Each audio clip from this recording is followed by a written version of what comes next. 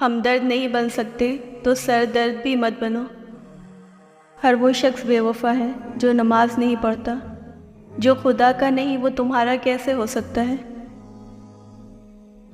حج مہنگا ہے تو کیا ہوا، نماز مفت ہے وہ پڑھ لو۔ میرے دل نے کبھی کسی کا برا نہیں چاہا، وہ الگ بات ہے کہ مجھے ثابت کرنا نہیں آیا۔ گری ہوئی اوقات لے کر عزت دار لڑکی ڈھونڈتے ہیں لوگ۔ خوشی دینا سیکھیں، غم تو رشتہ دار بھی دیتے ہیں۔ دنیا میں سب سے مہنگی چیز ہے بھروسہ، جسے بنانے میں عمریں بیت جاتی ہیں اور گنوانے میں چند سیکنڈ لگتے ہیں۔ پیالہ ایک قطرے سے نہیں بھرتا اور آدمی ایک لفظ پر ناراض نہیں ہوتا، تمام کہانیاں جمع ہوتی ہیں۔ جسے ہم ڈپریشن کہتے ہیں، ہو سکتا ہے وہ نماز نہ پڑھنے کا نتیجہ ہو۔ بغیر کھوئے کچھ نہیں ملتا، جنت بھی تو جان مانگتی ہے۔ ہر شخص بھلے اچھا نہ ہو، لیکن ہر شخص میں کچھ نہ کچھ اچھا لازمی ہوتا ہے۔ کبھی کسی معاملے میں قاضی نہ بنو، کیونکہ ہر ولی کا ایک ماضی ہے اور ہر گنہگار کا ایک مستقبل ضرور ہوتا ہے۔ اپنی بہت سی خواہشات سے دستبردار ہو جانے کا نام ہے زندگی۔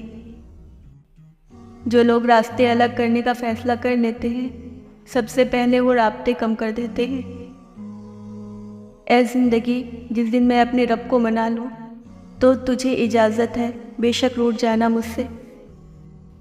کسی نے پوچھا صبر کیا ہے، لبوں پر پیاس کی شدت اور ہاتھ میں وضو کا پانی۔